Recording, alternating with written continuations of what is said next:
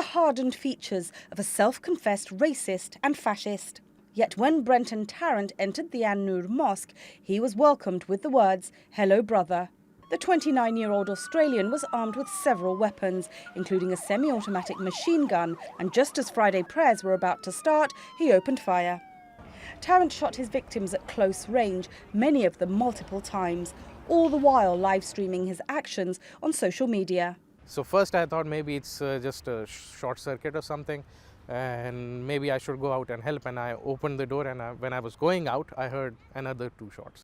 The shooting was going on. People were yelling, they were screaming, and he was just firing. Tarrant's victims included men, women and children. The youngest was just 3. His first victim was the man who welcomed him into the mosque. Haju Dawood Nabi, an Afghani immigrant who'd lived in Christchurch for decades. Next to the doorway of the mosque, there was body lying. Body was lying. My heart was saying, "That's dead." Because I know Dad's head, you know, like I couldn't see his face, you know. My heart was saying, "That's dead." Tarrant continued to shoot even as he left the mosque, targeting 67-year-old Mohammed Amin. He then moved on to a second mosque. I had the shotgun in my hands. I don't know if the guy see me or he didn't see me. He dropped his gun, he ran, and I ran behind him. I threw that shotgun like an arrow on his car and smashed his window. And that time I could see he got frightened. 10 minutes later, he was arrested. In the aftermath of the attack, it emerged that Tarrant, who grew up in the country town of Grafton in the Australian state of New South Wales, was a white supremacist who'd announced his intentions in a 74-page manifesto posted online.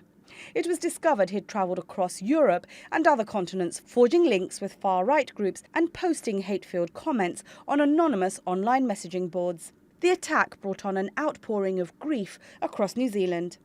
Prime Minister Jacinda Ardern described it as one of the country's darkest days. What words adequately express the pain and suffering of 50 men, women and children lost, and so many injured? What words capture the anguish of our Muslim community being the target of hatred and violence?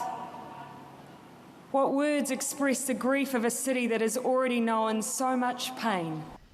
For the first time in New Zealand's history, its terrorism threat level was raised to high. The government also established a commission of inquiry into its security agencies and introduced new laws banning the deadliest types of semi-automatic weapons. The terror attack also left profound psychological scars on all New Zealanders, regardless of their race or religion. It's now hoped that Tarrant's sentencing will bring a degree of closure, not just to those who lost loved ones, but to the country as a whole. Shamim Chowdhury, TRT World.